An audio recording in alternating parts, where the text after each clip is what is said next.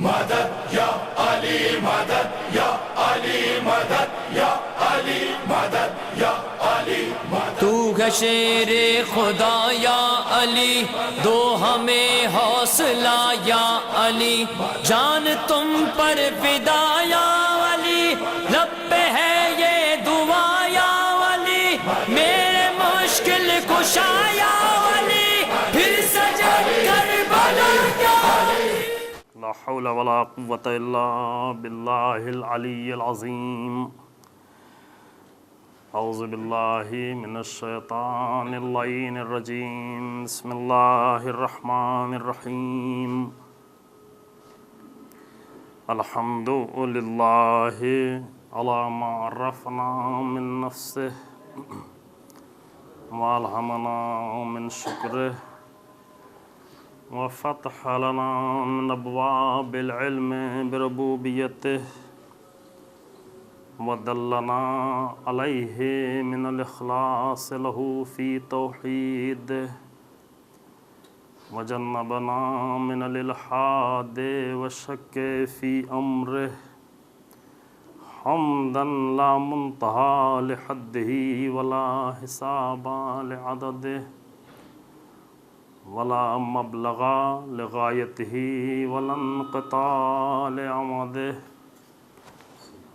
حمدا یکون وصلة الى طاعتہ وعفوہ ووسیلة الى جنتہ وخفیرة من نقمتہ والصلاة والسلام التحیۃ والاکرام علی خیر خلقہ واشرف بریتہ وحامل وحیہ ومبلغ رسالاتہ سید المرسلین خاتم النبیین بالقاسم محمد اللہم صل علی محمد وآل محمد.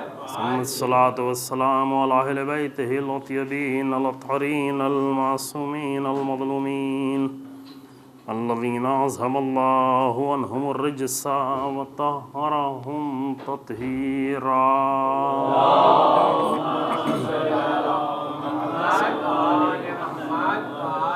ولعنۃ الدائمۃ الباقیۃ علی اعدائہم اجمعین. اما بعد فقد قال اللہ تبارک و تعالی فی کتابہ الکریم. بسم اللہ الرحمن الرحیم. اہدنا الصراط المستقیم صراط الذین انعمت علیہم غیر المغضوب علیہم ولا الضالین.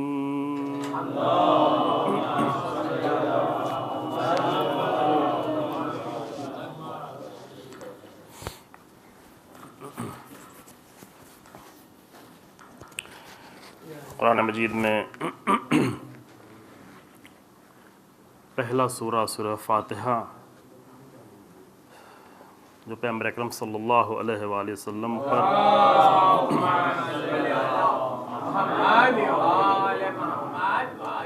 بعض روایتوں کے مطابق 2 بار نازل ہوا، اور جس کی یہ اہم دعا کہ پروردگارہ ہمیں صراط مستقیم پر چلتے رہنے، باقی رہنے، آگے بڑھنے کی ہدایت فرما. وہ راستہ کہ جو ان لوگوں کا راستہ ہے جس پر تو نے نعمتیں نازل فرمائیں. اس آیت کے ذیل میں سیرت کی گفتگو، یعنی ان کا راستہ، ان کی زندگی کا انداز، ان کے سفر کا طریقہ، کہ جس کو ہم سیرت کے نام سے یاد کرتے ہیں، اور جس کی گفتگو پچھلے سال بھی پیغمبر اکرم صلی اللہ علیہ وآلہ وسلم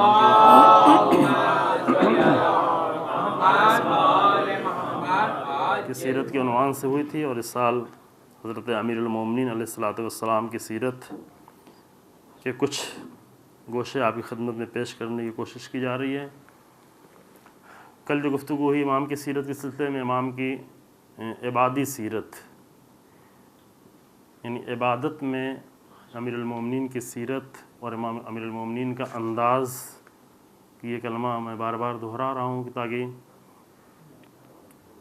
متوجہ ہو جائیں کہ سیرت سے مراد تاریخ نہیں ہے، بلکہ سیرت سے مراد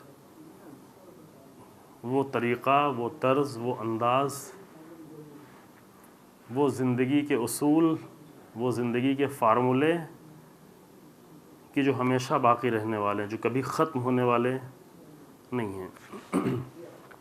امام کی عبادی سیرت کی ایک بہت ہی بڑا چیپٹر ہے جو میں نے مختصر طور پر ایک دن میں سمیٹنے کی کوشش کی اور اپنی کم علمی کی بنیاد پر تھوڑی سی باتیں آپ کے سامنے عرض کیں۔ البتہ بہت ساری باتیں شروع میں عرض کیا آپ کی خدمت میں کہ چند دنوں میں پوری سیرت ایک ایسے انسان کی، امیر المومنین جیسے انسان کی مکمل سیرت کو، وہ سیرت کی جو بیان کی جا سکتی ہے، یعنی مکمل سیرت تک تو آشنائی بھی انسان کو نہیں، لیکن جتنی آشنائی ہے، جتنا کتابوں میں لکھا گیا ہے، جتنا علماء نے، بزرگوں نے بیان کیا ہے، وہ بھی ان چند دنوں میں نہیں بیان ہو سکتی۔ اس کے لیے لمبی مدت چاہیے، زیادہ وقت چاہیے۔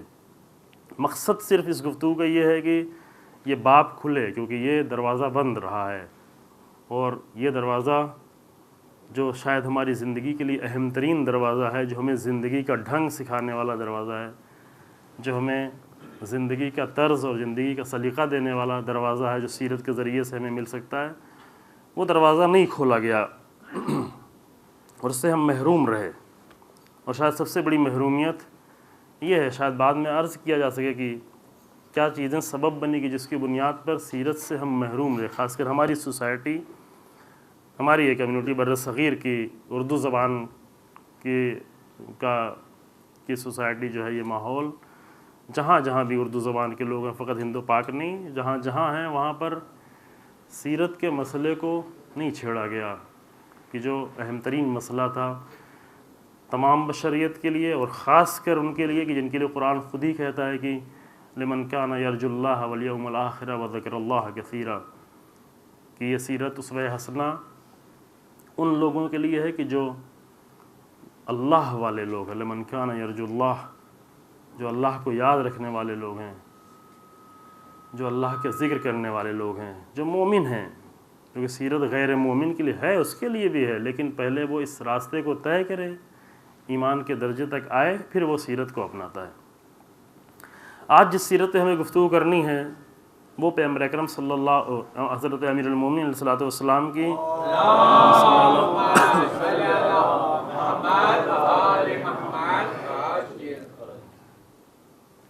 خانوادگی سیرت، یعنی گھر کے اندر فیملی لائف جو ہے، گھر کے اندر جو امام کی زندگی ہے، کہ البتہ گھر کے اندر کی بہت ساری باتیں باہر نہیں آ سکتی،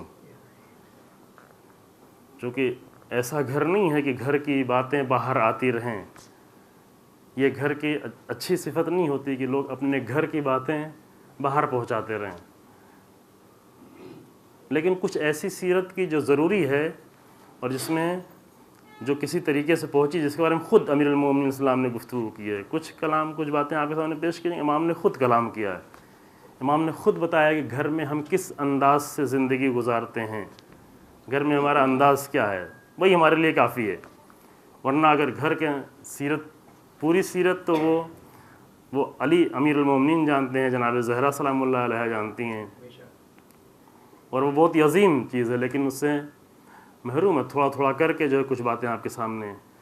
ورنہ عرض کیا کہ گھر کی باتیں، خواتین اگر گھر کی باتیں باہر جا کے بیان کریں، تو خاص کر اگر ایسی بات ہو جو گھر پر نقص کا سبب بن رہی ہو، گھر کے لیے ذلت کا سبب بن رہی ہو، تو یہ عیب کی بات ہے، یہ نہیں ہونا چاہیے۔ مرد بھی اپنے گھر کی باتیں جا کے اگر باہر بیان کرے تو یہ عیب کی بات ہے، روایتوں میں سختی سے منع بھی کیا ہے، بعض چیزیں خاص کر پرسنل لائف کی چیزیں انسان جا کر گھر کے باہر بیان کرے۔ گھر ایک، یعنی گھر ایک بہت بڑا اہم موضوع ہے کہ فیملی اور گھر، خاص کر آج کے دور میں، اس زمانے میں گھر کے بارے میں گفتگو کرنا ایک بہت ہی اہم مسئلہ ہے، بہت زیادہ ضروری مسئلہ ہے۔ اس لیے ضروری ہے کہ جو کلچر تیزی سے پھیل رہا ہے، ایک مدت سے جو ویسٹ سے آیا ہوا کلچر ہے، ویسٹرن کلچر نے آ کر گھر کے جو سسٹم ہے پورا گھر کا، فیملی کا جو پورا سسٹم ہے، اس کو بالکل بکھیر کے رکھ دیا ہے، توڑ دیا ہے، خراب کر دیا ہے۔ ابھی ہمارے یہاں اس قدر نہیں ٹوٹا ہے، اس قدر نہیں بکھرا ہے، لیکن اس کے آثار جگہ جگہ نظر آ رہے ہیں۔ ممکن ہے ساتھ میں نظر آ رہے ہوں، لیکن پھر بھی اس کے آثار نظر آتے ہیں۔ جبکہ گھر پہلا وہ مرکز ہے انسان کے لیے کہ جہاں سے انسان پروان کرنا شروع کرتا ہے، جہاں سے انسان کی شخصیت بنتی ہے، جہاں سے انسان ادب سیکھتا ہے، جہاں سے انسان اخلاق سیکھتا ہے، جہاں سے انسان زندگی کا طریقہ سیکھتا ہے۔ گھر وہ پہلا مرکز ہے۔ بعد کے دوسرے مرکز ہیں، اسکول ہے، مدرسہ ہے، دوسری چیزیں ہیں، خود سوسائٹی ہے، خود معاشرہ ہے، لیکن پہلا وہ مرکز کہ جہاں سے انسان کی شخصیت بننا شروع ہوتی ہے وہ گھر ہے۔ وہ ایک انسان کی چار دیواری ہے، وہاں سے انسان بنتا ہے۔ جس گھر میں، جیسے گھر میں انسان پلا ہے، بڑھا ہے، بعد میں ویسی اس کی شخصیت بنتی چلی جائے گی، ویسی اس کی پرسنالٹی بنتی چلی جائے گی، ویسی وہ انسان بنتا چلا جائے گا۔ گھر کے مطابق اس کا ادب ہوگا، گھر کے مطابق اس کا اخلاق ہوگا، گھر کے مطابق اس کی زندگی ہوگی۔ گھر ایک بہت ہی اہم مسئلہ ہے، اسلام میں بھی بہت اہم مسئلہ ہے۔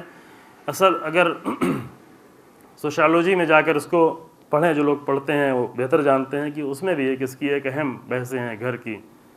البتہ ابھی جو سوشالوجی ہمارے یہاں اسکولوں میں، کالج میں رائج ہے، وہ زیادہ تر وہ بھی مغرب سے آئی ہوئی ہے۔ یہ حتیٰ ہمارے رائٹرس بھی جو ہیں سوشالوجی کے، اچھے رائٹرس ہندوستان میں موجود ہیں، لیکن زیادہ تر نقل ہو رہی ہوتی ہے، مغربی کلچر کی نقل کر رہے ہیں۔ تو اگر خود لکھ بھی رہے ہوتے ہیں تب بھی زیادہ تر ابھی آج کی اصطلاح میں ہمارے یہاں کہتے ہیں وہاں پہ کاپی پیسٹ کرنا، یعنی دوسری جگہ سے اٹھا کر پیسٹ کر رہے ہوتے ہیں، اور کہتے ہیں میری تحقیق۔ یہ بہت کم ہوتا ہے ایسے خود تحقیق کرنے والے، حتیٰ ابھی بہت سارے لوگ پکڑے جاتے ہیں، مثلا تھیسس لکھ کے جمع کیا، پی ایچ ڈی کا تھیسس، لیکن بعد میں معلوم ہوا کہ یہ سب جو ہے کاپی پیسٹ والی تحقیق تھی، یہ ریسرچ نہیں کی صحیح طور پہ۔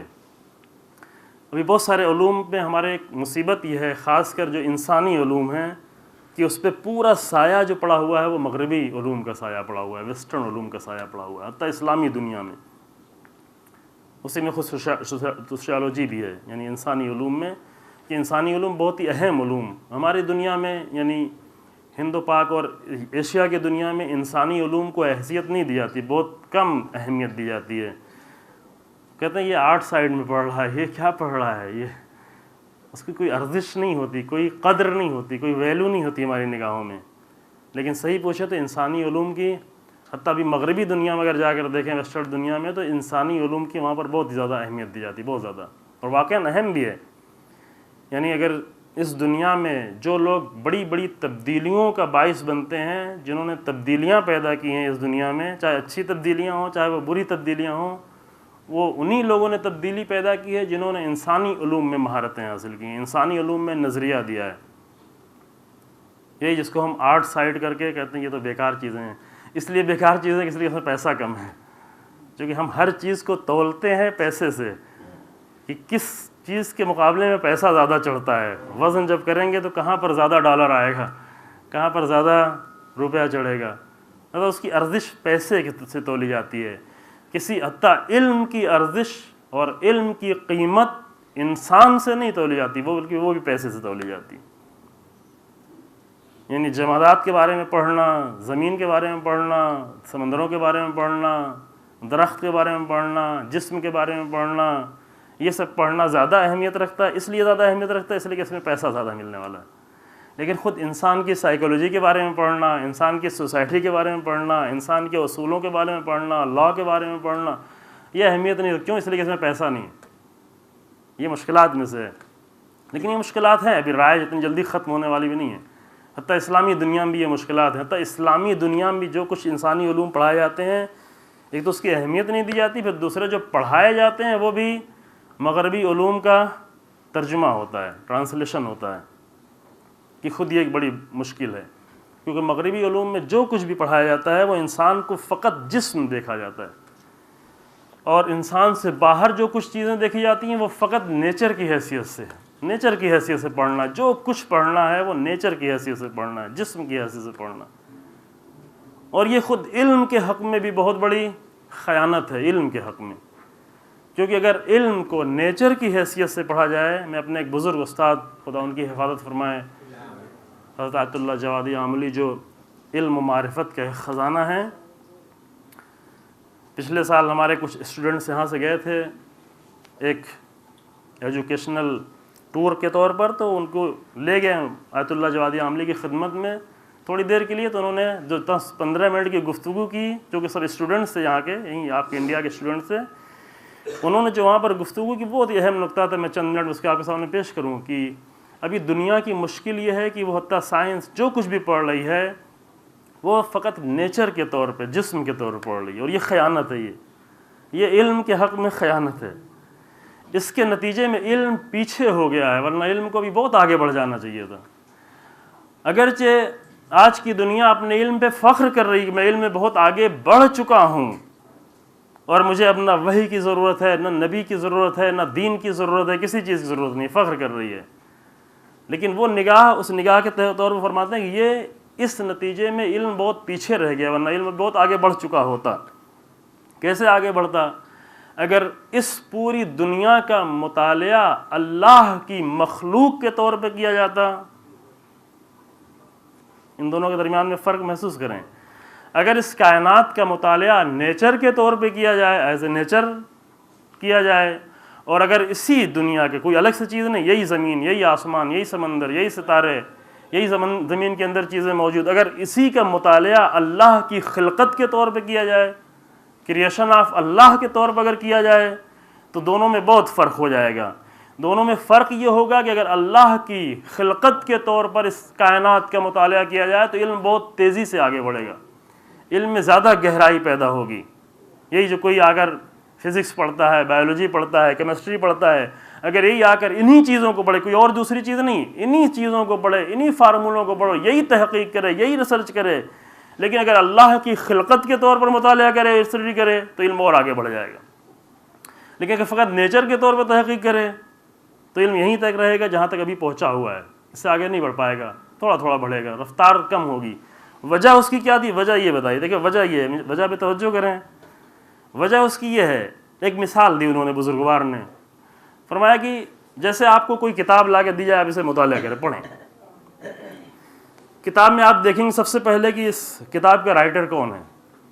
یعنی جو واقعاً کتاب پڑھنے والے لوگ کیا کرتے ہیں، کتاب پڑھنے کا انداز کیا، ایسے نہیں کہ جو بھی کتاب آئی اٹھا کے پڑھنا شروع کر دیا، کس میں زیادہ ثواب ملے کس میں کم ثواب ملے، یہ نہیں.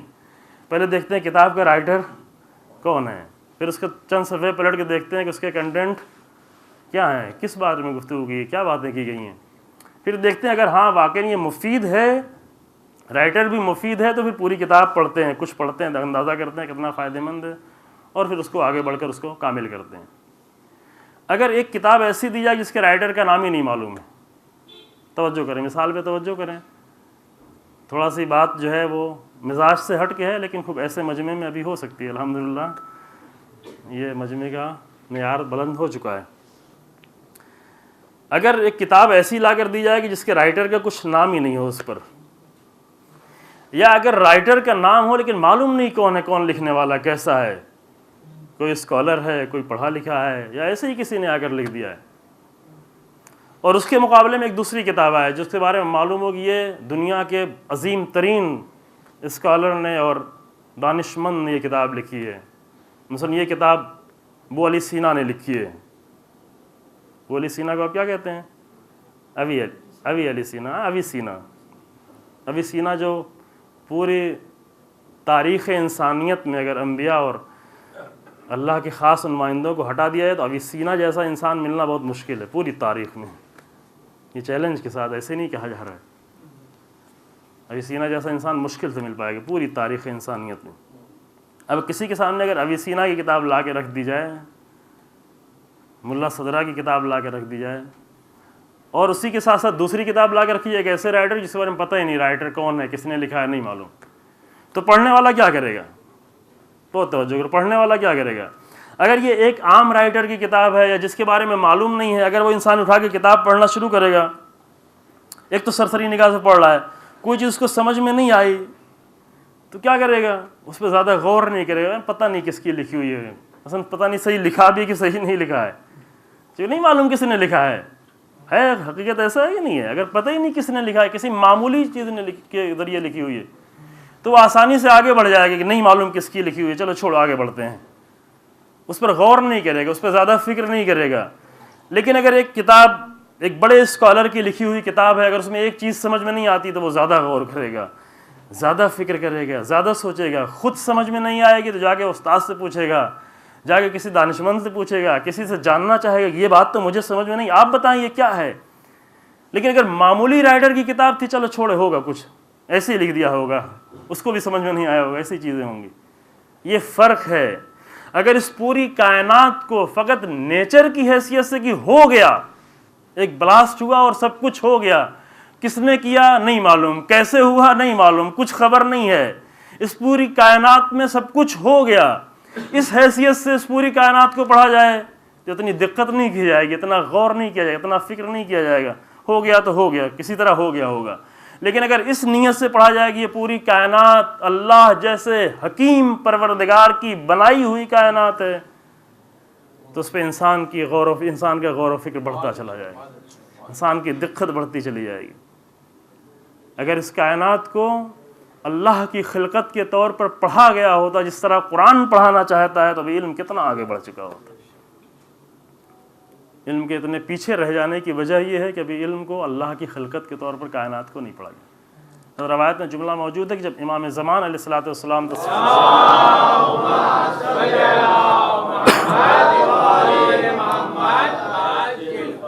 تو امام زمان کے عہد تک وسائل الشیام بھی روایت موجود ہے، دوسری کتابوں میں روایت موجود ہے، 2 جگہوں پہ ہم نے یہ روایت دیکھی ہے کم سے کم، اور معمولی کتابوں میں تو کئی جگہوں پہ دیکھی ہے کہ امام کے ظہور تک اگر پورے علم کو 27 حصوں میں تقسیم کیا جائے، 27 پارٹس میں اگر پورے علم کو 27 حصوں میں تقسیم کیا جائے تو امام کے ظہور تک اس کا فقط 2 حصہ لوگوں کے اوپر کشف ہو پائے گا،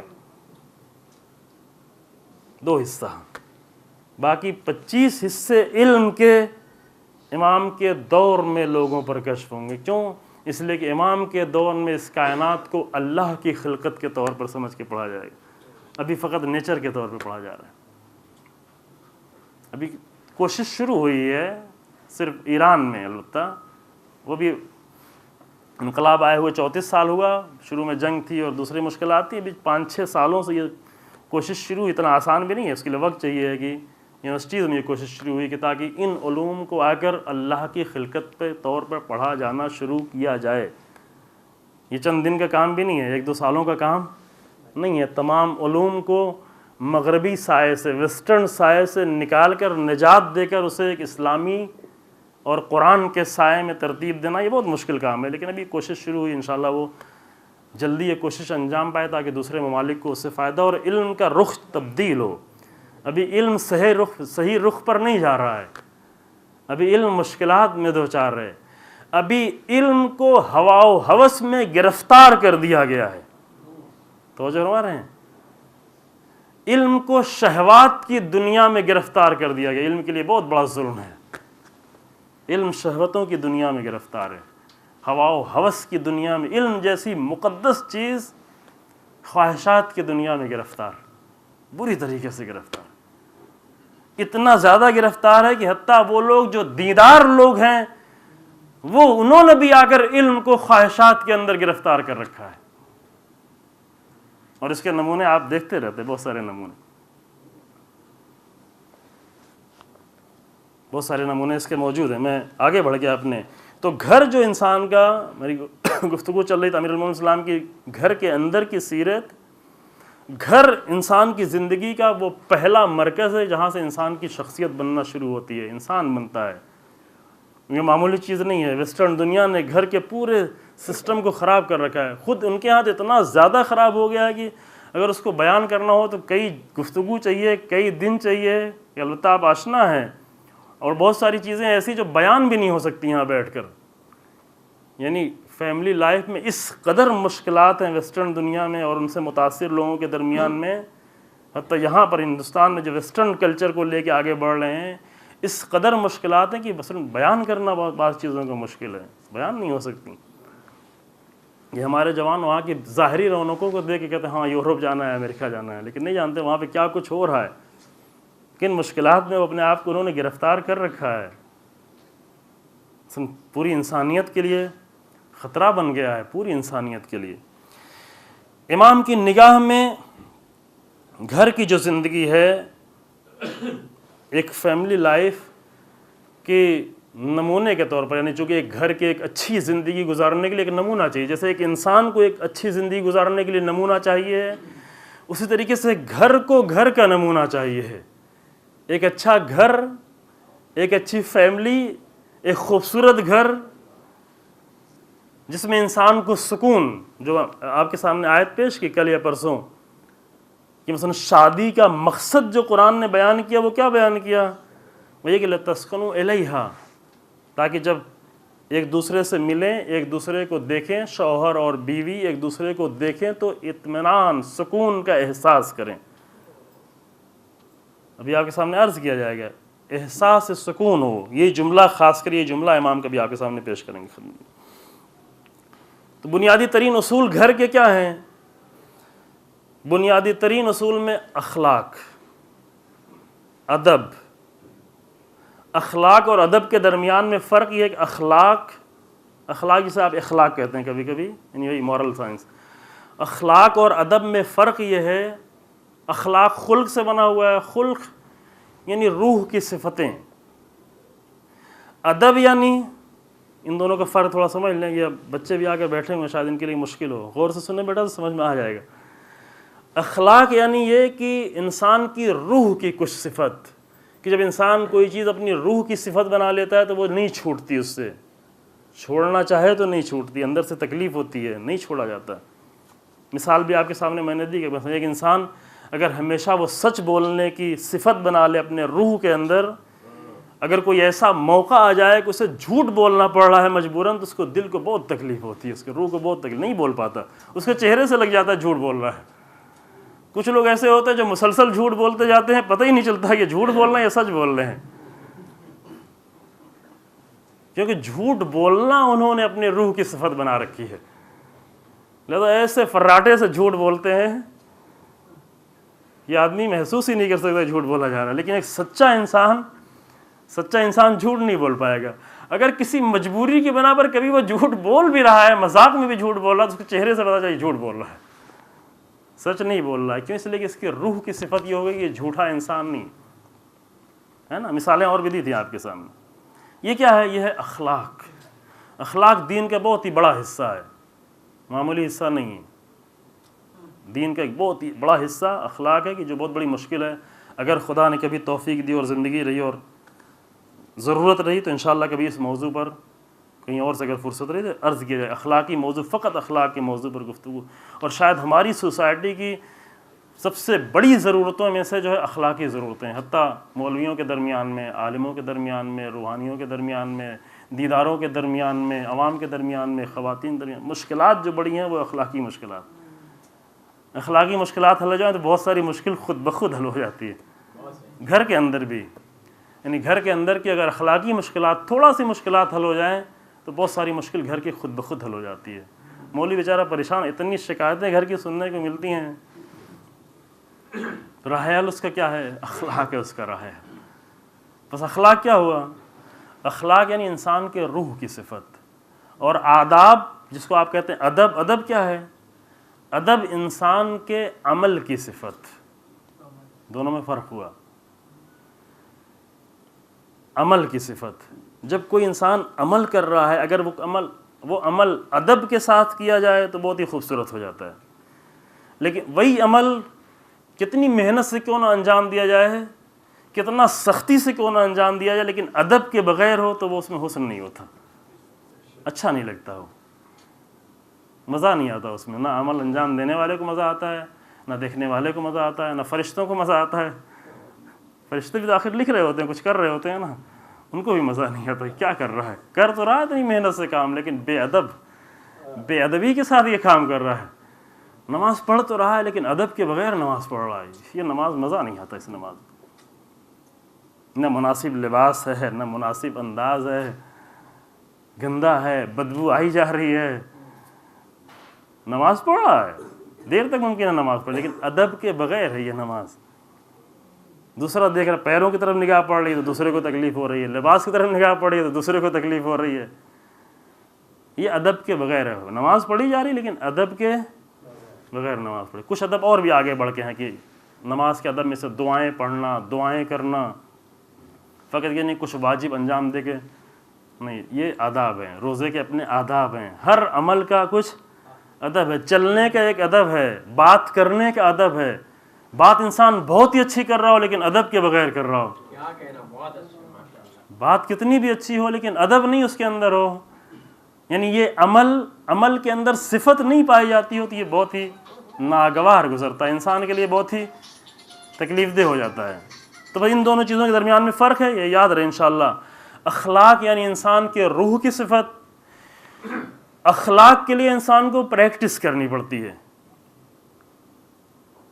یہ شاید میں عرض کر چکا ہوں، اگر آپ کو یاد ہو. میں ایک جملے میں جلدی سے دہراتا ہوا چلوں.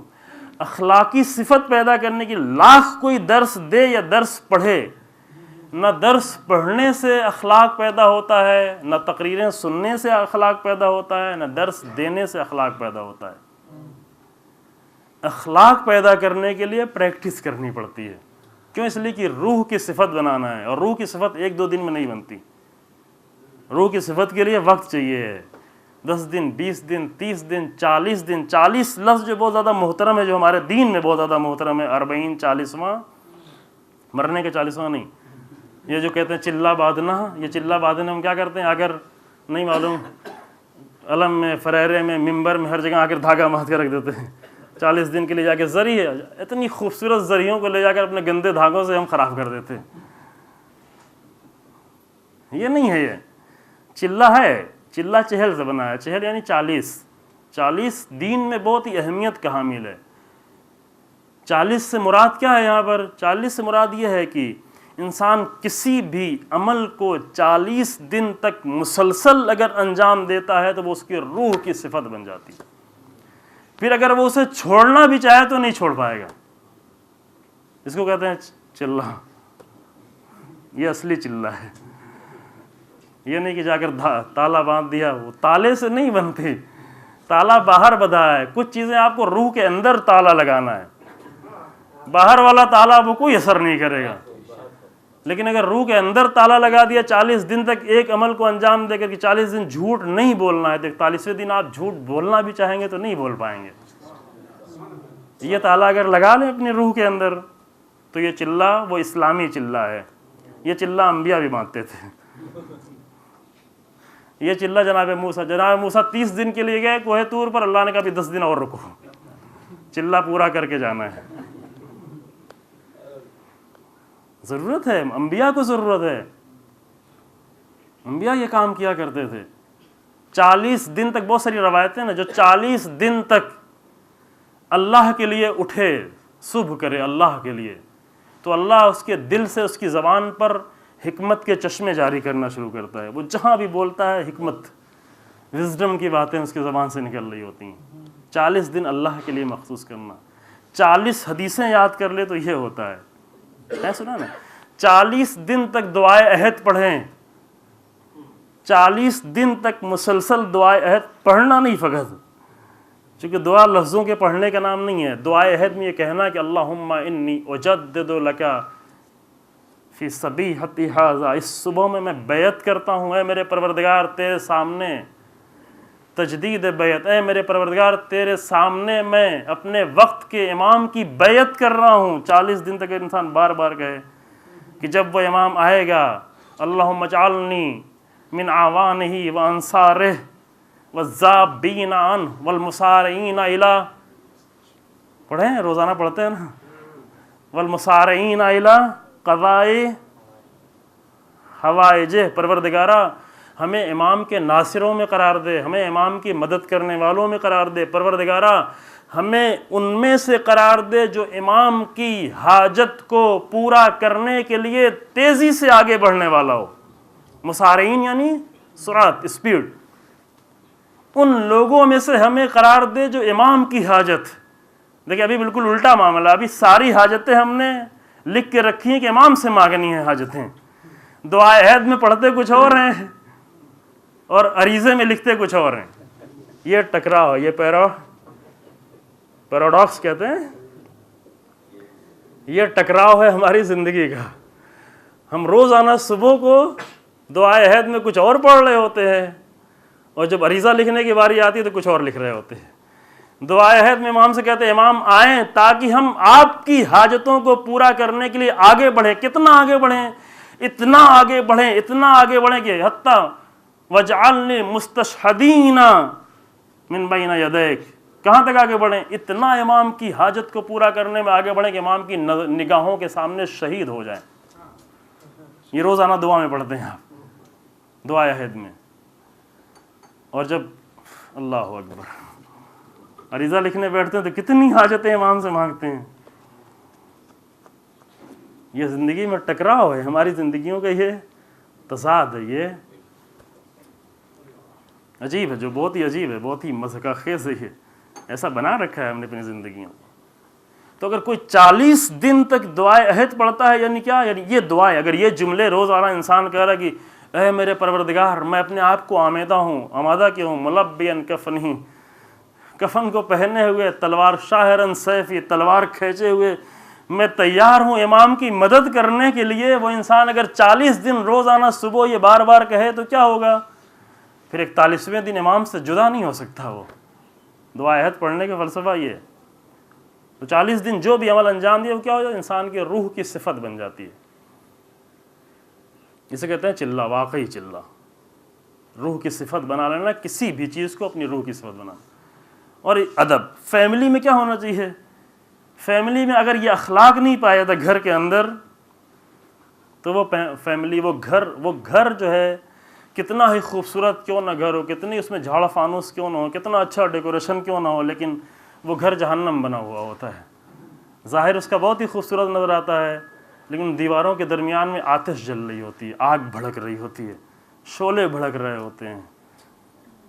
اگر یہ اخلاق کے بغیر ہو، اگر ادب کے بغیر ہو، کام کیا جا رہا ہے لیکن ادب کے بغیر کیا جا رہا ہے، کھانا پک رہا ہے لیکن ادب کے بغیر، شوہر کام کر رہا ہے لیکن ادب کے بغیر، اگر یہ نہیں ہے تو امام کی زندگی کے یہ بنیادی اصول. میں یہاں پہ آپ کے سامنے کچھ اصول پیش کر رہا ہوں اور امام فرماتے بھی ہیں. امام کا جملہ کیا ہے؟ حکمت نمبر 109 نہج البلاغہ کی حکمت نمبر 109 میں امام فرماتے ہیں کہ اچھے، میں نہج البلاغہ پھر بھی نہیں لے پایا، آج جلدی میں آنا ہوتا ہے. اچھے اخلاق سے بڑھ کر کوئی ساتھی نہیں ہے. انسان کا بہترین ساتھی انسان کا اچھا اخلاق. اچھا اخلاق ہے تو جنگلوں میں بھی انسان چلا جائے برازیل کے، وہاں بھی اس کو ساتھی مل جائے گا اچھا، چونکہ اخلاق انسان کا ساتھی خود ڈھونڈ لیتا ہے. سب سے بہتر ساتھی انسان کا کیا ہے؟ اخلاق. لیکن اگر اچھا اخلاق نہیں تو اپنے گھر میں اس کا کوئی ساتھی نہیں ہے. اپنے گھر والے پریشان، یہ گھر میں آ گیا ہے کتنی جلدی، اب کیسے صبح ہوگی گھر سے باہر نکل کے جائے. بیوی پریشان ہے کہ خدا کرے کہ نکلے، اذان کا وقت ہو جائے مسجد میں کم سے کم تھوڑی دیر کے لیے، کیا گھر میں بیٹھا ہوا ہے. ہوتا ہے کہ نہیں ہوتا؟ خدا نہ کرے کہ آپ کے ساتھ ہوتا ہو ایسا. پریشان ہوتے ہیں کہ نکلے، گھر سے باہر نکلے کسی طرح. سنڈے کو ایک دن چھٹی ہو جاتی ہے، گھر مصیبت میں ہو جاتا ہے.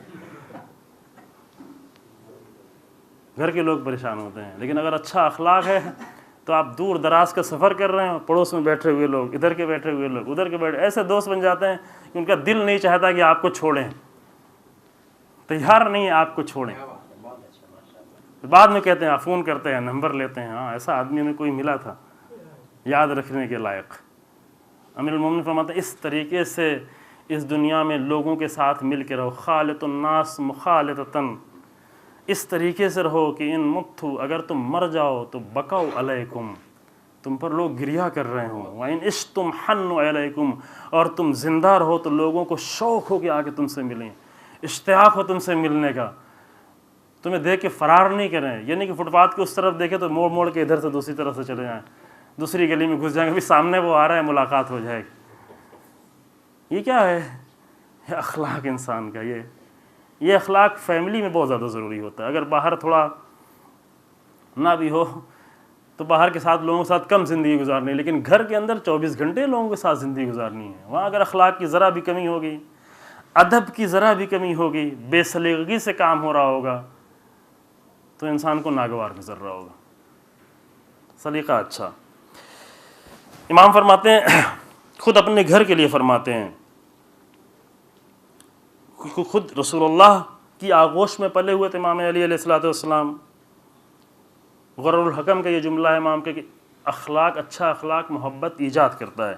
رسول اللہ کی آغوش میں، رسول اللہ جو اللہ کے تربیت شدہ تھے، اللہ نے رسول اللہ کی تربیت کی تھی اور رسول اللہ نے امیر المومنین کی تربیت کی تھی.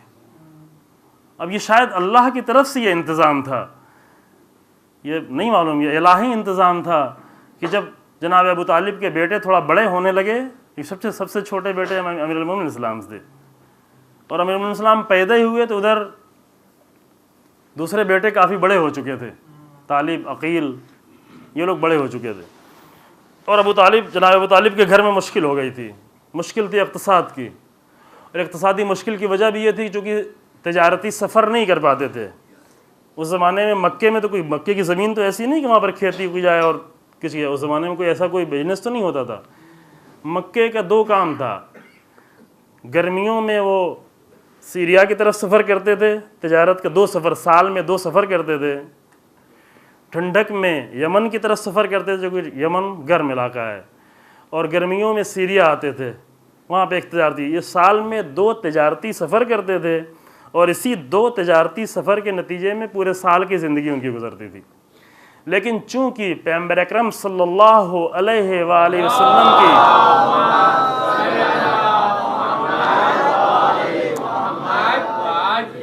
زندگی کو خطرہ تھا اس سفر میں، اور حتیٰ ایک سفر میں رسول اللہ کے ساتھ جا رہے تھے اور واپس آنا پڑا جناب ابو طالب کو اسی خطرے کی بنیاد پر کہ چونکہ رسول اللہ کی ذمہ داری لی تھی اور رسول اللہ کی زندگی کو خطرہ تھا، لہذا بہت سالوں سے رسول اللہ کی وجہ سے اور رسول اللہ کی حفاظت کی وجہ سے جناب ابو طالب سفر نہیں کر پا رہے تھے.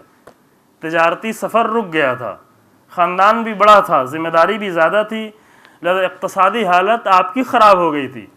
اب شاید یہ اللہ کی طرف سے انتظام تھا کہ اقتصادی حالت خراب ہو جائے، کہ اس اقتصادی حالت کے خراب ہونے کے نتیجے میں اور لوگ اکٹھا ہوئے. عباس، خود رسول اللہ بھی بڑے ہو چکے ہیں، جب امام علیہ السلام کی ولادت سے رسول اللہ کی عمر 30 سال ہے، آپ بتا چکا ہوں آپ کی خدمت میں، آئے اور جناب ابو طالب کے پاس کہا کہ آپ کے بیٹوں کی کفالت ہم کرتے ہیں، ایک بیٹے کو ہم لیتے ہیں تاکہ اس کا خرچ ہم چلائیں. اور اللہ الہی انتظام کے طور پر امیر المومنین کی کفالت رسول اللہ کے پاس آ گئی. میں تو یہی سمجھتا ہوں کہ یہ الہی انتظام تھا کہ امیر المومنین بچپن ہی سے رسول اللہ کی آغوش میں آ گئے. کس انداز سے آئے یہ امام علیہ السلام بیان فرماتے ہیں، رسول اللہ مجھے اپنی آغوش میں بٹھاتے تھے، اپنے سینے سے لگاتے تھے، رسول اللہ کی خوشبو سے ہم بہرہ مند ہوتے تھے، رسول اللہ کی خوشبو سونگھتے تھے، رسول اللہ میرے منہ میں اپنے ہاتھ سے لقمہ ڈالتے تھے، کھلاتے تھے مجھے، حتیٰ روایتوں میں یہ کہ اپنے منہ کا لقمہ مجھے دیتے تھے. اس طرح امیر المومنین بچپن سے بڑے ہو رہے ہیں. یہ امیر المومنین اسلام کا بچپن ہے. اور جب فیملی لائف شروع ہوگی تو کس کے ساتھ زندگی شروع ہوگی؟ اس کے ساتھ، اس بیٹی کے ساتھ کہ جو خود بھی رسول اللہ کی پروردہ ہے. امیر المومنین بھی رسول اللہ کی آغوش میں پلے ہوئے ہیں، جناب زہرا بھی رسول اللہ کی آغوش میں پلی ہوئی ہیں. اب جو زندگی شروع ہوتی ہے وہ بہت ہی حسین زندگی، بہت ہی خوبصورت زندگی. اس زندگی کی مدت فقط 9 سال ہے، زیادہ مدت نہیں ہے. امیر المومنین کی جناب زہرا سلام اللہ علیہا کے ساتھ جو زندگی ہے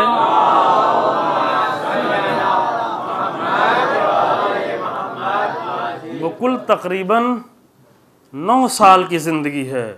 لیکن اس 9 سال میں جو زندگی جی ہے، جو زندگی کی ہے اس گھر نے، یہ گھر کی جس کو اگر قیمت کے حساب سے دیکھا جائے، اگر اس کی زمین کی قیمت اور اس کی دیواروں کی قیمت لگائی جائے تو اس کی کوئی قیمت نہیں ہے.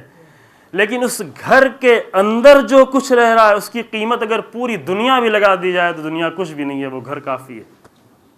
یہ جملہ پہلے عرض کر چکا ہوں، یہ گھر، جس گھر میں زندگی کا سامان اٹھا کر دیکھیں تو کچھ بھی نظر نہیں آتا، چند مٹی کے پیالے نظر آتے ہیں، ایک چمڑے کا بستر نظر آتا ہے، ایک چٹائی نظر آتی ہے، لباس کبھی ایک ہوتا ہے کبھی دو ہوتا ہے، کبھی دو ہو جاتا ہے تو وہ بھی فقیر آ کر مانگ کے لے کے چلا جاتا ہے، دو لباس کم ہوتے ہیں اس گھر میں، مشکل سے دو لباس ہوتے ہیں۔ جناب زہرا کے بھی دو لباس بہت کم ہوتے ہیں، امیر المومنین کے بھی دو لباس بہت کم ہوتے ہیں، روایتوں کی بنیاد پہ آپ کے سامنے عرض کر رہا ہوں۔ حتیٰ شادی کے دن جب دو لباس ہو گیا آ گیا تو شادی ہی کے دن فقیر آیا اور اس نے کہا، کنیز نے آ کر کہا کہ مجھے لباس چاہیے، جناب زہرا نے اٹھ کے لباس دینا شروع کیا کہ لباس دے دیں، جو ایک بچا ہوا لباس دیتے دیتے دینا ہی چاہ رہی تھی کہ قرآن کی آیت یاد آئی، لن تنالوا البر حتى تنفقوا مما تحبون، چوتھا جز آج پڑھا ہوگا آپ نے، آج چوتھی رمضان ہے، آج ہی آیت پڑھی ہوگی آپ نے۔ جناب زہرا کو یہ قرآن کی آیت یاد آتی ہے، کہتی ہیں قرآن کہتا ہے کہ نیکی یہ ہے کہ انسان اپنی پسندیدہ چیز کو راہ خدا میں دے دے، تو یہ شادی کے لباس یہ مجھے زیادہ پسند ہے۔ اپنا وہ لباس اتار کے پھر پرانا لباس پہنتی ہیں اور وہ اپنا نیا لباس مانگنے والی کو دے دیتی ہیں۔ دو لباس نہیں ہوتے تھے، کم ایسا ہوتا تھا کہ جناب زہرا کے گھر میں دو لباس، کم ایسا ہوتا تھا کہ امیر المومنین کے پاس دو لباس ہوں۔ اس لیے کہ راوی کہتا ہے کہ میں نے دیکھا کہ گرمی کا موسم ہے اور امیر المومنین، میں اپنے بابا کے کندھے پہ سوار تھا، نماز جمعہ پڑھنے کے لیے جا رہا تھا، میں نے دیکھا کہ امیر المومنین خطبہ دے رہے ہیں اور اپنی قبا کو ایسے ہلا رہے ہیں اس طریقے سے، تو میں یہ سمجھا کہ شاید گرمی بہت زیادہ ہے اس لیے امیر المومنین اپنی قبا کو اس طریقے سے ہلا رہے ہیں۔ میں نے اپنے بابا سے کہا کہ دیکھیں گرمی کتنی زیادہ ہے، دیکھا کہ امیر المومنین خطبہ دے رہے ہیں لیکن اپنی قبا کو گرمی کی وجہ سے حرکت دے رہے ہیں، تو میرے بابا نے کہا کہ نہیں، یہ گرمی کی وجہ سے نہیں، امیر المومنین اتنے کمزور انسان کا نام نہیں ہے کہ جو گرمی سے متاثر ہو کر اپنی قبا کو ہلا رہا ہو، بلکہ یہ قبا اس لیے ہلا رہے ہیں کہ ایک لباس ہے جو دھل کے آج جمعے کے دن پہن کے آئے، ابھی پوری طریقے سے سوکھا نہیں ہے، وہ لباس خشک نہیں ہوا۔ اس گھر میں لباس ایک یا دو ہوا کرتے تھے، لیکن جس گھر میں لباس ایک ہوتا تھا، جس گھر میں برتن ایک دو ہوتے تھے، جس گھر میں سامان زندگی اتنا کم ہوتا تھا، اس گھر میں طریقے زندگی اور طرز زندگی اتنا زیادہ ہے کہ قیامت تک لوگ لیتے رہیں، کم پڑنے والا نہیں، ختم ہونے والا نہیں۔ اسے کہتے ہیں سیرت۔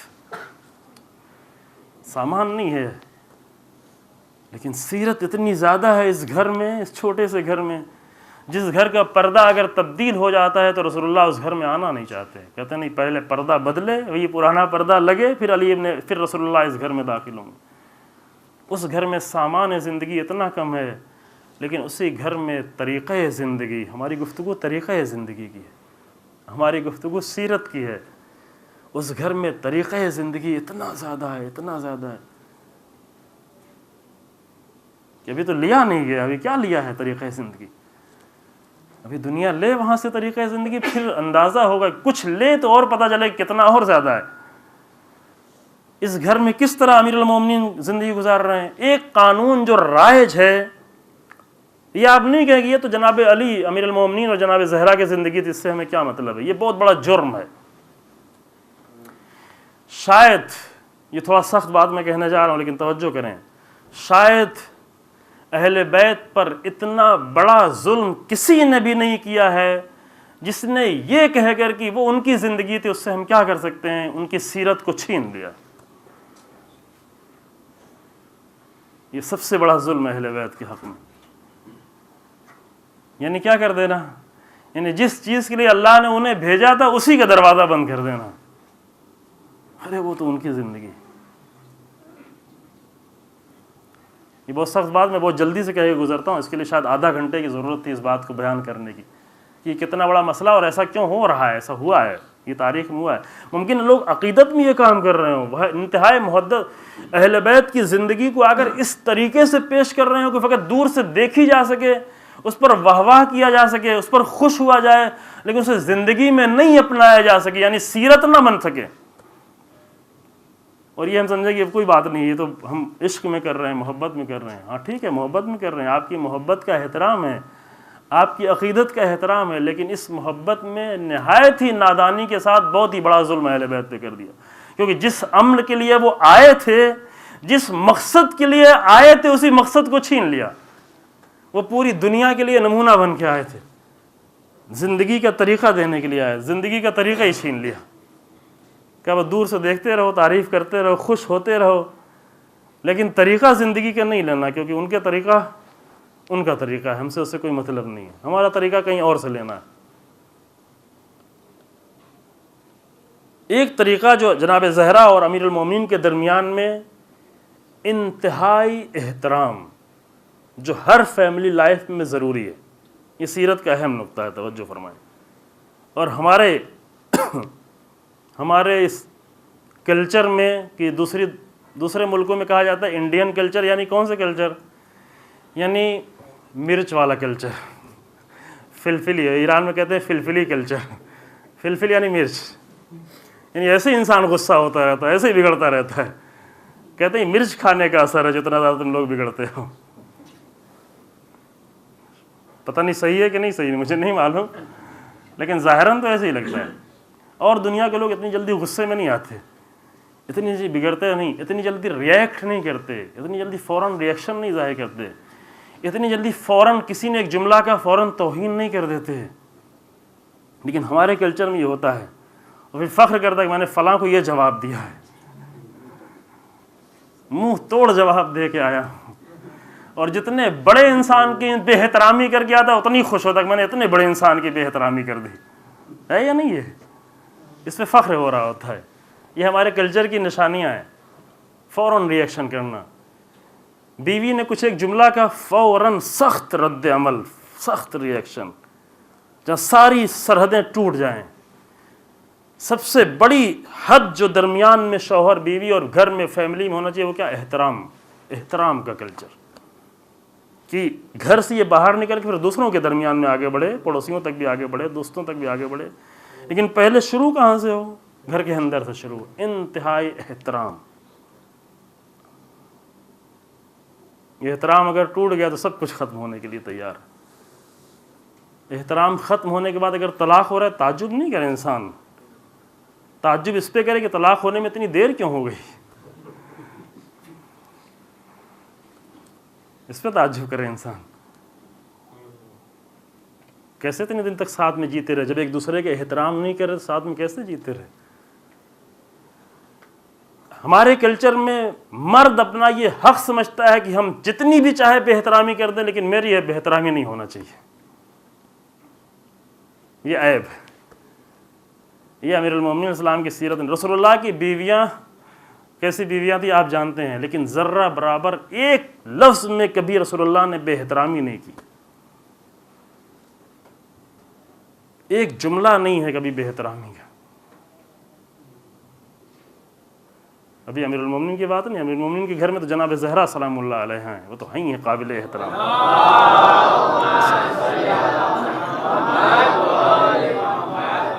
پوری تاریخ میں اٹھا کر دیکھ ڈالیں، رسول اللہ کی سیرت میں کہیں پر رسول اللہ خاموش ہو گئے، رسول اللہ نے سکوت اختیار کر لیا. بعض نازیبا کام کرنے کی بنیاد پہ رسول اللہ نے کچھ کھانا چھوڑ دیا، سب قرآن میں موجود، آیتوں کی شکل میں موجود، لیکن رسول اللہ نے ایک جملہ کبھی بے احترامی نہیں کی. کیونکہ جب احترام ٹوٹتا ہے، جب ایک مرد اپنے گھر میں اپنی بیوی کا احترام توڑتا ہے تو اسے انتظار کرنا چاہیے کہ بہت جلدی میرا بھی احترام ٹوٹنے والا ہے. اب یہ کہ ہندوستانی کلچر میں ہندو کلچر کی بنیاد پر، ہندوازم کی بنیاد پر عورتوں کو اتنی دبا دیا گیا ہے کہ وہ بیچاری بہت دیر تک صبر کرتی رہتی ہیں، بہت دنوں تک صبر کرتی رہتی ہیں، شاید اب سدھر جائے، شاید اب سنبھل جائے. بہت دن لگتے ہیں، لیکن بعد میں پھر جب وہ بے احترامی کا بدلہ لینا شروع کرتی ہیں تو بہت آگے بڑھ جاتی ہیں آخر میں، جب عمر تھوڑا زیادہ ہو جاتی ہے. لیکن اگر یہ شروع سے نہیں ہوا ہوتا تو یہ بعد میں بھی ایسا نہیں ہوتا. یہ لازمی نتیجہ ہے، یہ اس کا لازمی نتیجہ ہے کہ شروع سے جو بے احترامی کی گئی ہے اس کا لازمی نتیجہ ہے کہ جب عمر زیادہ ہوگی، جب عمر بڑھے گی تو بے احترامی دونوں طرف سے ہونا شروع ہو جائے گی، پھر انسان کی شخصیت ختم ہونا شروع ہو جائے گی، ماں باپ کی شخصیت بچوں کی نگاہ میں ختم ہو جائے گی، پھر یہ جو بچے بڑھیں گے، یہ بچے جو تربیت پائیں گے، یہ ان کی اپنی شخصیت کو کھو چکے ہوں گے۔ کیوں؟ اس لیے کہ ان کو احترام گھر کے اندر دیکھنے کو نہیں ملا ہے، نہیں دیکھا ہے کہ ایک باپ، میرا باپ میری ماں کا کس طرح احترام کر رہا تھا، میری ماں میرے باپ کا کس طرح احترام کر رہی تھی، یہ نہیں دیکھا۔ امیر المومنین کیا فرماتے ہیں؟ امام فرماتے ہیں کہ خدا کی قسم میں نے کبھی بھی فاطمہ کو کسی کام کے لیے مجبور نہیں کیا، کبھی بھی۔ یہ امام قسم کھا کے کہہ رہے ہیں، بہار الانوار جلد نمبر 43 صفحہ نمبر 31، میں نے کبھی بھی فاطمہ کو کسی کام کے لیے مجبور نہیں کیا اور کبھی بھی میں نے ناراض نہیں کیا۔ بے احترامی تو بہت دور کی بات ہے، بے احترامی تو کسی کی بھی نہیں کرتے۔ امیر المومنین تو وہ ہیں کہ دشمن کی بے احترامی نہیں کرتے۔ آئے گا انشاءاللہ، سیرت کے دوسرے نقطے پہ آئے گا کہ امیر المومنین نے دشمن کی بے احترامی خود کرنا نہیں، اگر اپنے ساتھیوں کو بے احترامی کرتے ہوئے دیکھا تو ان کو بھی ڈانٹا کہ تم کیا کر رہے ہو۔ یہ امیر المومنین کا کلچر نہیں، امیر المومنین کی زندگی میں یہ نہیں ممکن ہے۔ فرماتے ہیں میں نے کبھی ناراض نہیں کیا، یہاں تک کہ خدا نے فاطمہ کو اپنے پاس بلا لیا۔ یہ بہت دردناک پہلو ہے کہ امیر المومنین سے فاطمہ جیسی زوجہ بہت جلدی چھن گئی۔ یہ مسائل میں نے پچھلے سال یا اس کے پہلے آپ کی خدمت میں پڑھا تھا کہ امیر المومنین نے جناب زہرا کی قبر پہ جو جا کر مصائب پڑھا ہے، وہ خطبہ بھی نہج البلاغہ میں موجود ہے، وہ مصائب، اور اصول کافی میں بھی موجود ہے۔ لقد اخذت الرہینہ، مجھ سے امانت لے لی گئی، واخذت الودیہ، واپس لے لی گئی، واما لیلی فسرمد واما حزنی فمصہد، اب میری رات بیداری کی رات ہوگی، اب میرا حزن دائمی حزن ہوگا۔ تفصیل سے وہ خطبہ جو نہج البلاغہ میں موجود ہے۔ اس کے بعد فرماتے ہیں امام کہ اور فاطمہ نے بھی کبھی مجھے ناراض نہیں کیا اور کبھی غصہ نہیں دلایا کسی بات پر۔ یہ پرسنل لائف کے اندر کی بات امام خود بیان فرما رہے ہیں، کبھی بھی کسی بات پر غصہ نہیں دلایا اور کبھی بھی میری کسی بات سے انکار نہیں کیا، اور جب بھی میں فاطمہ کی طرف نگاہ کرتا تھا تو میرے تمام غم و اندوہ ختم ہو جایا کرتے تھے۔ یہ قرآن کی آیت کی تفسیر ہے۔ قرآن کیا کہتا ہے؟ لِتَسْكُنُوا إِلَيْهَا، جب انسان داخل ہو گھر کے اندر تو باہر کا جتنا بھی غم ہے، جتنا بھی اندوہ ہے، جتنی بھی سختیاں ہیں، جتنی بھی تھکان ہے، وہ سب کے سب گھر کے اندر داخل ہوتے ایک لمحے میں، ایک نگاہ میں ختم ہو جائے۔ یہ ہونا چاہیے، دونوں طرف سے ہونا چاہیے۔ بیوی بھی جو دن بھر تھکی ہوئی ہے، بچوں کو سنبھالا ہے، گھر کو سنبھالا ہے، اور یا جو کچھ بھی کیا ہے، جب وہ شوہر کی طرف اس کی نگاہ اٹھے اور دیکھے تو وہ بھی اپنے غم بھلا دے، وہ اپنی تھکان کو بھلا دے، اس کی تھکان ختم، بھلا دے نہیں، ختم ہو جائے۔ تسکنوا الیہا کا مطلب یہ ہے، قرآن میں جو آیا ہے سورہ روم میں، تسکنوا الیہا وجعل بینکم رحمہ مودۃ ورحمہ، دو لفظ ہیں۔ قرآن نے رسول اللہ کو بھیجا کہ وما ارسلناک الا رحمۃ للعالمین، ہمیں نے رحمت بنا کر بھیجا ہے۔ رسول اللہ کا اجر کا قل لا اسألکم علیہ اجرا الا المودۃ فی القربى، وہاں رحمت کہا، یہاں مودت کہا۔ اور جب میاں بیوی کو آپس میں ملایا تو کہا کہ ہم نے تم دونوں کے درمیان میں رحمت بھی قرار دی ہے، مودت بھی قرار دی ہے۔ ہم نے یہ قرار دیا، اب تمہارے اوپر اس کو توڑ دو، اس کو ختم کر دو، یہ ہم نے قرار دیا ہے۔ اللہ فرماتے تھے کہ ضرورت ہے، یعنی اس بات کی ضرورت ہے، ظاہری حالت ایسی ہو، روحانی حالت ایسی ہو۔ ابھی خواتین سارا سامان سمیٹ کے رکھتی ہیں، جب گھر سے باہر نکلنا ہے تو اپنے آپ کو آمادہ کرنا ہے، جب جشن میں جانا ہے، محفل میں جانا ہے، کچھ لوگوں کے درمیان میں جانا ہے، اور خدا نہ خواستہ بازار کی طرف جانا ہے، کہ البتہ انشاءاللہ مومنین کے گھر میں ایسا نہیں ہوتا ہوگا، نہیں ہوتا ہے، حتیٰ جشن اور محفل میں جانے کے لیے اس قدر اپنے آپ کو تیار کرنا، لیکن گھر کے اندر اپنے آپ کو آمادہ نہیں کرنا۔ بالکل برعکس، یہ اسلامی کلچر میں ایک خاتون کو سب سے زیادہ جو حق حاصل ہے اور حق دیا گیا ہے کہ اپنے آپ کو آمادہ رکھے، زیور پہنے، روایتیں موجود ہیں اس کے لیے۔ یہ دوسروں پر جا کر اپنی دولت جتانے کے لیے نہیں، اپنے لباس کی قیمت بتانے کے لیے نہیں، اپنے زیور کے ویلتھ بتانے کے لیے نہیں، بلکہ یہ اس لیے تاکہ گھر میں انسان اپنے آپ کو آمادہ رکھے. اور مومنین کے لیے یہ زیادہ ضروری ہے، غیر مومنین کے لیے اتنا مسئلہ نہیں ہے، چونکہ ایک ضرورت اللہ نے انسان کے لیے قرار دی ہے، ایک ضرورت ہے، بہت ہی بنیادی ضرورت ہے کہ اگر وہ ضرورت نہ ہوتی تو انسان کی نسل آگے نہیں بڑھتی. اللہ نے اس میں لذت بھی قرار دی ہے، اگر یہ لذت نہیں ہوتی تو انسان اس نسل کی طرف آگے نہیں، انسان ختم ہو جاتا.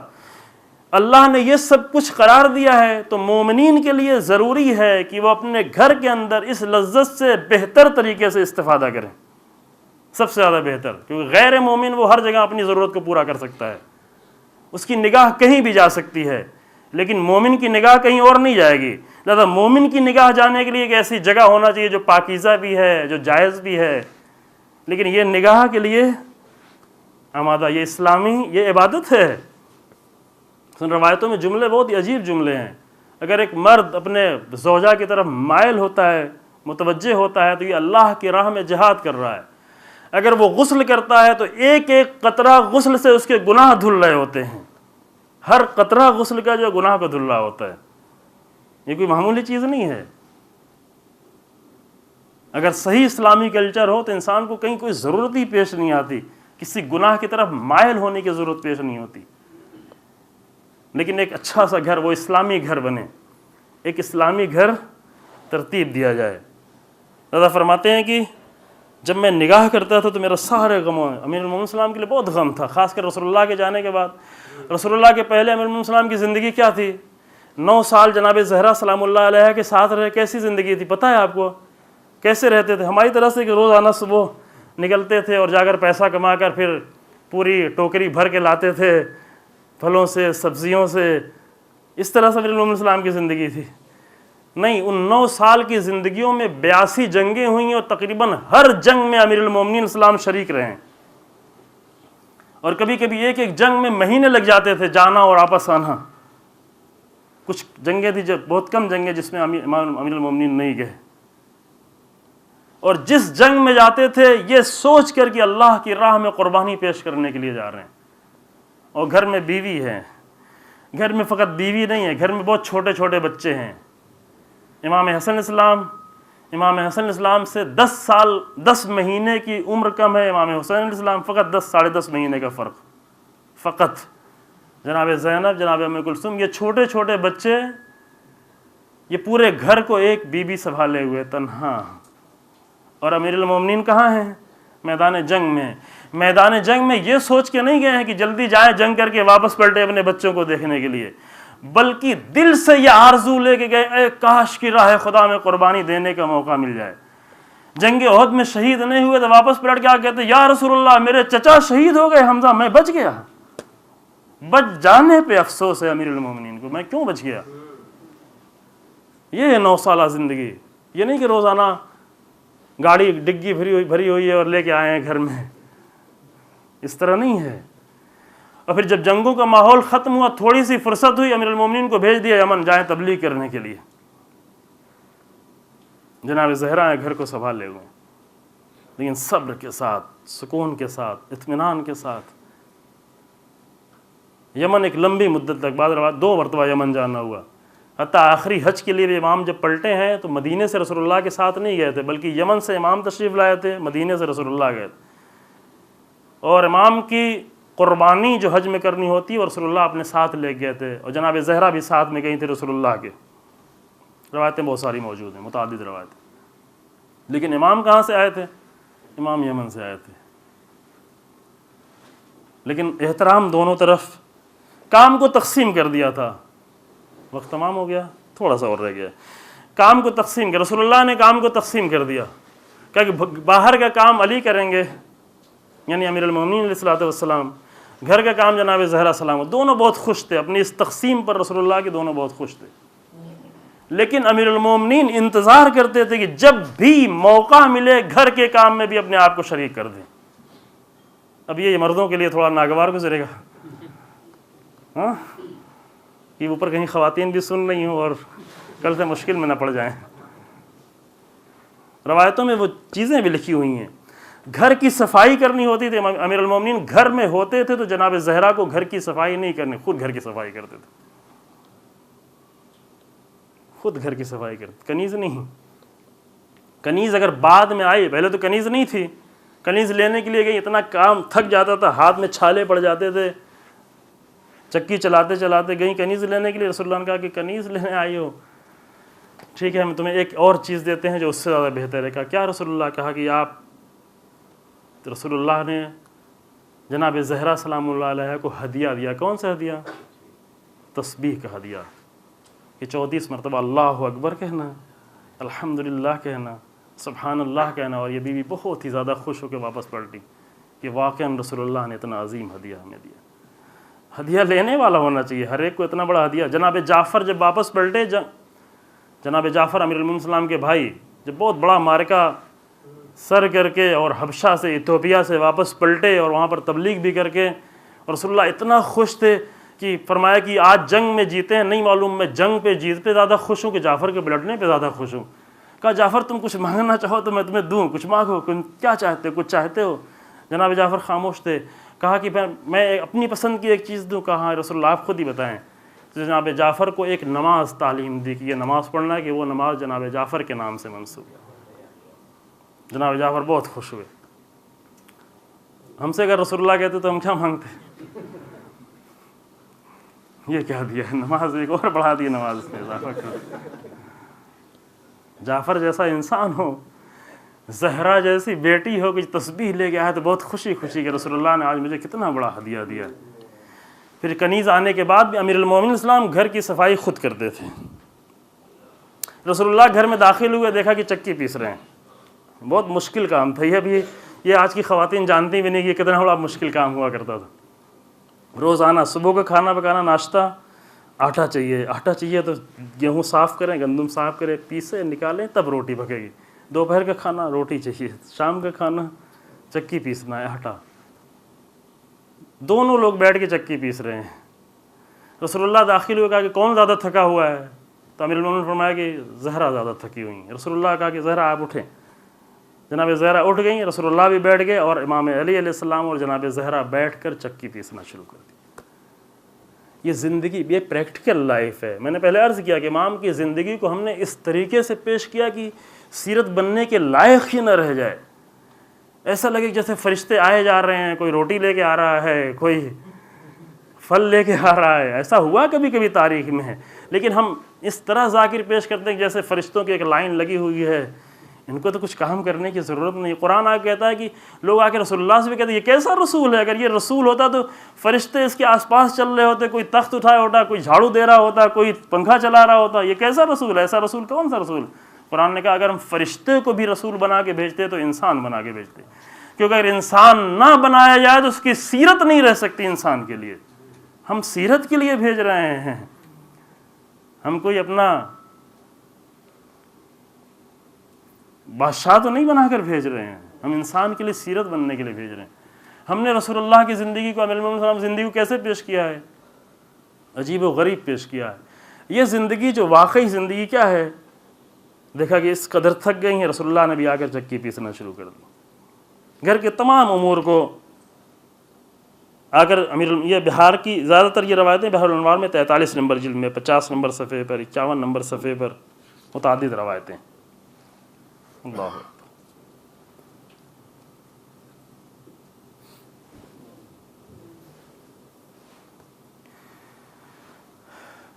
امام نے یہ احترام کی فضا ہمیشہ قائم رکھی ہے, لانے کی حد تک. اس زمانے میں مثلا کہا کہ یہ ظلم نہیں ہونے پائے, خواتین کو محروم رکھو. حتیٰ یہاں تک روایت میں اگر 1 درہم کا گوشت لے گیا, جو اس زمانے میں گوشت بہت قیمتی چیز تھی, جو بھی اس کی کوئی قیمت نہیں یہاں پر عرب میں, کہ اگر 1 درہم کا گوشت خرید کے اپنی بیوی کے لیے لے آیا تو گویا اس نے غلام آزاد کیا. یعنی اس طرح مسئلہ گوشت کا نہیں ہے, مسئلہ یہ گھر میں آ کر اپنے گھر والوں کو تھوڑی دیر کے لیے خوش کر دینا, کبھی ایک تحفہ لے کے آنا, کبھی ایک ہدیہ لا کر دینا. ہدیہ کی قیمت ضروری نہیں کہ بہت بڑی قیمت ہو, قیمت مختصر ہو, لیکن اصل مسئلہ یہ ہے کہ انسان کو یہ احساس ہو کہ انسان کی نگاہ میں میری کوئی قیمت ہے, میرے لیے اہمیت کے حامل ہے. اب یہ سیرت کا وقت نہیں رہے گا کہ امام کی بچوں کے ساتھ کیا سیرت تھی گھر کے اندر.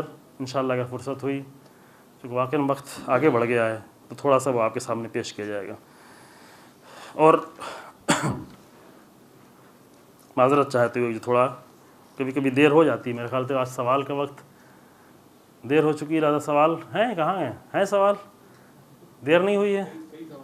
کئی سوال ہیں. چلیں 10 بجے تک ٹائم رکھتے ہیں انشاءاللہ، 2-3-7 منٹ تک کے لیے.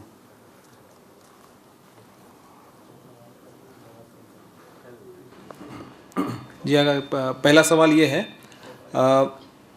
کیا آپ اس بات پر وضاحت کر سکتے ہیں کہ علی علیہ السلام نے اپنے عمل اور عبادت کو بیلنس کیسے کیا، اور دونوں عمل اور عبادت کی مومن کی زندگی کی انڈیویجولی کیا اہمیت ہے؟ کتنا ضروری ہے کہ ایک مومن کو دونوں کو لے کر چلنا چاہیے؟ وضاحت کرنا تو جی وضاحت کر سکتے ہیں.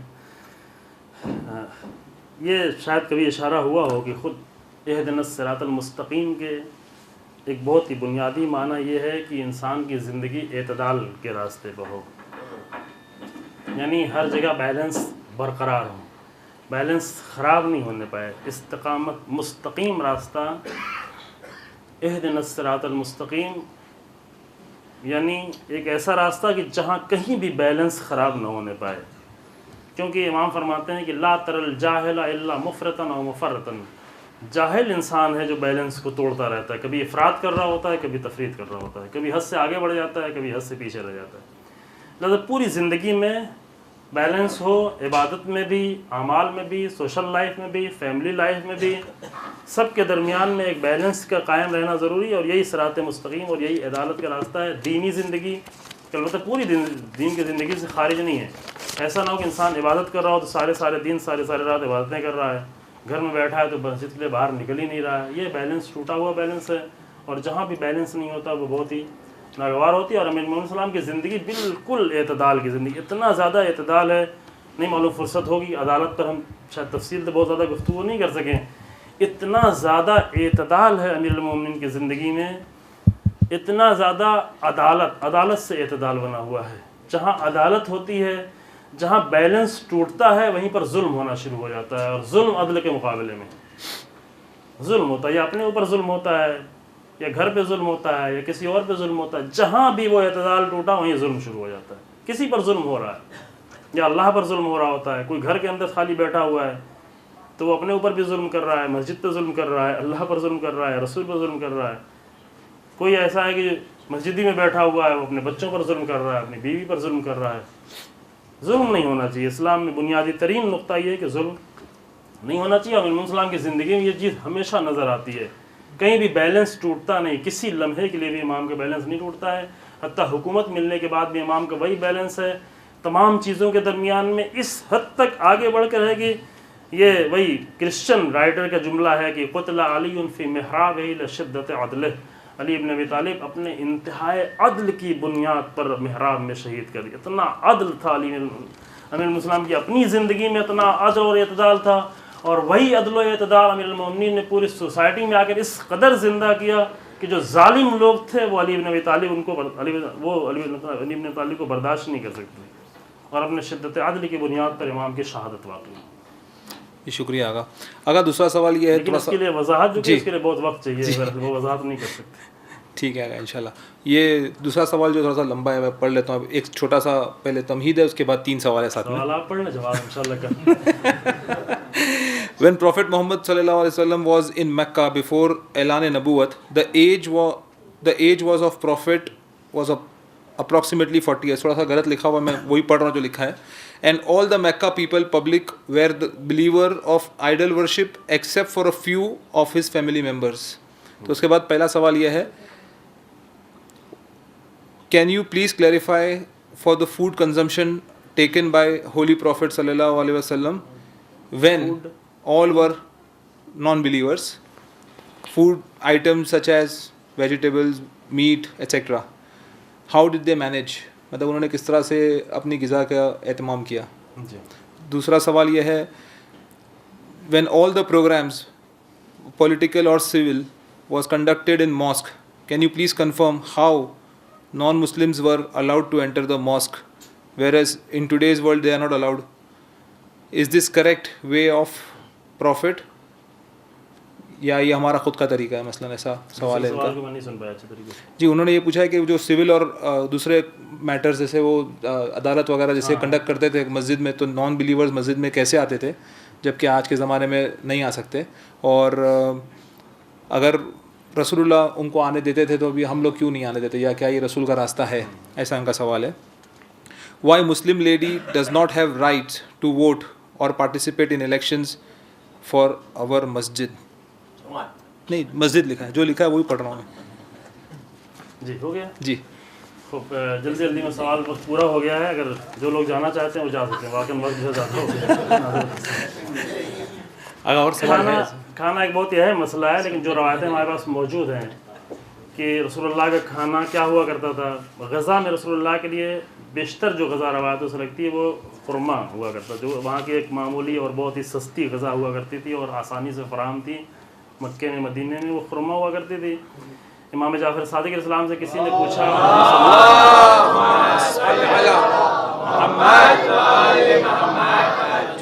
پوچھا کہ کیا رسول اللہ گندم کی روٹی بہت کم کھاتے تھے, تو امام نے فرمایا کہ گندم کی روٹی تو کھاتے نہیں تھے, جو کی روٹی بہت کم کھاتے تھے. جو کی روٹی رسول اللہ بہت ہی کم کھاتے تھے, اور غذا بہت ہی کم تھی. رسول اللہ کی غذا بہت ہی کم تھی, اور یہ بہت ساری روایتوں سے معلوم ہوتا ہے. بہت ساری روایتیں جو ائمہ کی موجود ہیں, امیر المومنین السلام کی روایتیں موجود ہیں کہ غذا خود ایک طرح کی خواہش, شہوت طلب انسان, خواہش پرست انسان. شہوت عربی میں ہر خواہش کو کہتے ہیں, چاہے وہ نیند کی خواہش ہو, چاہے وہ کھانے کی خواہش ہو, چاہے وہ شادی یا وہ خواہش ہو. یہ خواہشات انسان, خواہشات میں غرق انسان کبھی بھی بڑے کام نہیں کر سکتا. امیر المومنین السلام نہج البلاغہ میں فرماتے ہیں لا تجتمع عزیمۃ و ولیمۃ. بڑے کام اور ولیمہ یہ دونوں چیزیں کبھی جمع نہیں ہوتی. یا تو اچھے اچھے کھانے کھانا ہے, یا تو بڑے بڑے عزم ارادے کرنا ہے. رسول اللہ کی غذا جو ہے مختصر ہوتی تھی, بہت کم ہوتی تھی. رات میں تو بہت مشکل سے کھاتے تھے. امیر المومنین السلام کی غذا بھی ایسی ہوتی تھی, چند وقت ملا کر ایک وقت میں غذا کھاتے تھے. گھر والوں کو نہیں ملا کرتے تھے. گھر میں آئے, داخل ہوئے, دیکھا کباب کی خوشبو آ رہی ہے. کباب یعنی ایسا کباب نہیں آپ کے جیسا. وہاں کا کباب یہ ہوتا تھا کہ گوشت آ گیا تو گوشت کو تھوڑا آگ میں بھون دیا, یہی کباب ہے. اس پہ بہت بہت نمک چھڑک دیا. دیکھا کہ گوشت بھننے کی بو آ رہی ہے, پوچھا یہ گوشت کی بو کہاں سے آ رہی ہے. تو زوجہ نے کہا, یعنی جناب زہرا نہیں, بات کی جو زوجہ ہیں, انہوں نے کہا کہ میرے گھر پر قربانی ہوئی تھی, وہاں سے میرا حصہ بھیجا گیا ہے. تو امام نے فرمایا کہ ہنیئا لکم, تمہارے لیے خوشگوار ہو. تم ہماری, یہ نہیں کہا کہ تم بھی نہیں کھاؤ, کہا تم کھاؤ, تمہارے لیے خوشگوار ہو. لیکن علی ابن ابی طالب اس میں سے نہیں کھاتے تھے. یہ نہیں کہ لاؤ میں مجھے بھی دو, جائز ہے, حلال ہے, تو لاؤ میں بھی تھوڑا چند پیس اس کے کھاتا ہوں. پرہیز کرتے تھے, کھانوں سے پرہیز کرتے تھے, کم کھاتے تھے, بہت کم کھاتے تھے. یہ غذا تھی. جی دوسرا سوال آپ کا تھا کہ مسجد میں عام طور سے وہاں پر مسجد میں فیصلے جو ہوتے تھے وہ مسلمانوں کے فیصلے ہوتے تھے, یعنی مسلمانوں کے فیصلے ہوا کرتے تھے. اور یہ حکم بہت بعد میں آیا. 8ویں ہجری میں فتح مکہ ہوئی. 8ویں ہجری کے بعد یہ حکم آیا کہ مشرکین کو کعبے میں داخل نہیں ہونے دو. یہ فیصلہ بعد میں, اس کے پہلے آتے تھے, ڈیلیگیشن آتے تھے, رسول اللہ کو موقع دیتے تھے, جگہ دیتے تھے. اور اس کا اصلی راز یہ نہیں کہ مثلا انسان جسمانی اعتبار سے کوئی نجاست ہے, بلکہ اصلی راز اس کا یہ ہوتا تھا کہ ایک طرح سے ان کو توحید نہ ماننے کی بنیاد پر, اللہ سے دور ہونے کی بنیاد پر, اور توحید کو صحیح نہ ماننے کی بنیاد پر ایک طرح سے ان کو نیگلیکٹ کرنا کہ یہ اس لائق نہیں ہے کہ ان کو مسجد میں جگہ دی جائے. جی البتہ اس کی بحث اور تھوڑا تفصیل سے. تیسرا سوال آپ کا کیا تھا؟ عورتوں کو رائٹس کیوں نہیں, کو مسجد میں نہیں ووٹ کا اور الیکشن میں.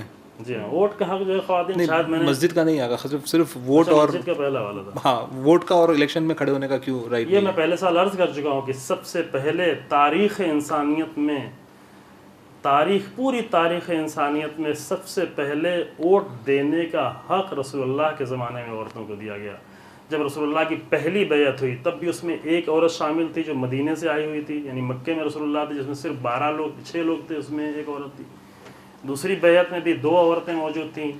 رسول اللہ کی 2 اور بیعتیں ہوئی، بیعت رضوان مدینہ آنے کے بعد، ان ساری بیعتوں میں مردوں نے آگے بیعت کی، کہا عورتیں، مردوں نے کہا کہ عورتیں میں نے بیعت کر لی کافی ہے. یعنی یہی کلچر تھا ہمارے یہاں کا کلچر تھا. ہم نے جو کیا ہماری عورتوں کو تو ہمارے تابع رہنا، جو ہم کہیں گے عورتوں کے خلاف سوچ بھی نہیں سکتی، ان کو وہی کرنا جو ہم نے کیا. رسول اللہ نے کہا نہیں یہ نہیں، اپنی عورتوں کو بلاؤ بیعت کرنے کے لیے. وہاں پر اب الگ الگ روایتیں ہیں، جو کہ کئی بیعتیں ہوئی ہیں. بعض جگہ بھی ہے کہ پانی میں آ کر انہوں نے ہاتھ ڈال کے بیعت کی، رسول اللہ نے پانی میں ہاتھ ڈالا. بعض جگہ پہ کپڑے کے ذریعے سے، حتیٰ غدیر کے میدان میں بھی باقاعدہ طور پر عورتوں نے آگے بیعت کی. یہ وہی ووٹ سسٹم ہے، یہ وہی اس زمانے کا ووٹ ہے کہ نہیں صرف مرد ووٹ نہیں دے رہے ہیں بلکہ عورتیں باقاعدہ طور پہ آ کر ووٹ دے رہی ہیں ولایت کو، البتہ بیعت کر رہی ہیں. کہ البتہ اسلامی دنیا میں ابھی بہت سارے ملک میں عورتوں کو بیعت ووٹ دینے کا حق نہیں ہے، یہ غیر اسلامی ہے. اس میں عورتوں کا پورا حق ہے ووٹ دینے کا. جی آگا سوال کہیے، لیکن تاریخ میں پہلی بار یہ ہوا. جی معاف کیجیے گا. جی آگا سوال ابھی یہ آخری، آپ مجھے معاف کیجیے گا. اگر ایک آخری سوال کر لیتے صرف. آج دوسرے ملک کیا کر رہے ہیں اور ان کی کیا سیاست ہے، ان سے ہمیں کیا مطلب اور ہمارا کیا فائدہ، جبکہ ہم ان کے مقابلے میں کچھ بھی نہیں کر سکتے. اور کیا فائدہ ہے کہ مجلس یا خطبے میں ہم ان باتوں کو پیش کریں اور پبلک کا ٹائم برباد کریں، جبکہ اسی وقت میں دوسری کئی باتیں بیان ہو سکتی ہے. میرے خیال اس کا جواب سب کو معلوم ہے.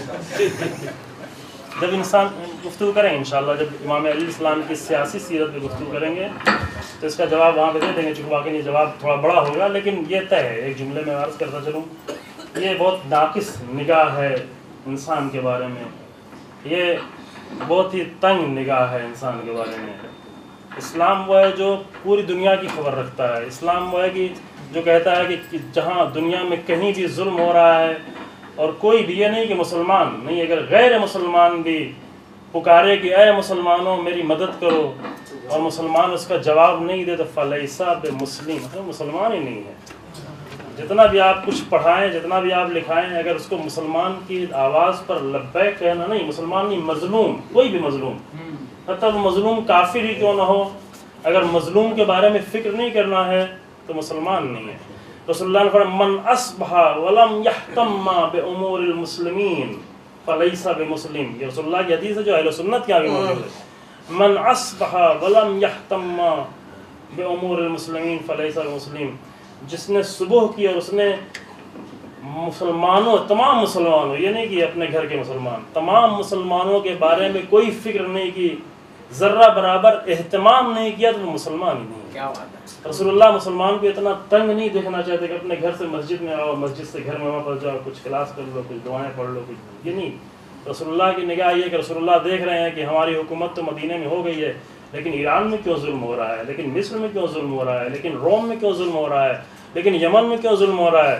لہٰذا اپنی چھوٹی سی کمزور حکومت ہوتے ہوئے بھی رسول اللہ فوراً جیسے موقع ملتا ہے اپنا قاصد بھیجتے ہیں روم، اٹلی قاصد بھیجتے ہیں، ایران قاصد بھیجتے ہیں، یمامہ قاصد بھیجتے ہیں، یمن قاصد بھیجتے ہیں کہ رسول اللہ کو یہ ظلم برداشت نہیں ہے، تم حق کو مانو ورنہ ہم تم سے جنگ کرنے کے لیے تیار ہیں. رسول اللہ کا اسلام یہ ہے.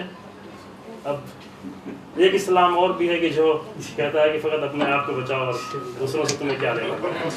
حتیٰ رسول اللہ کی توہین کر دیا تو بھی تمہیں کچھ نہیں کرنا.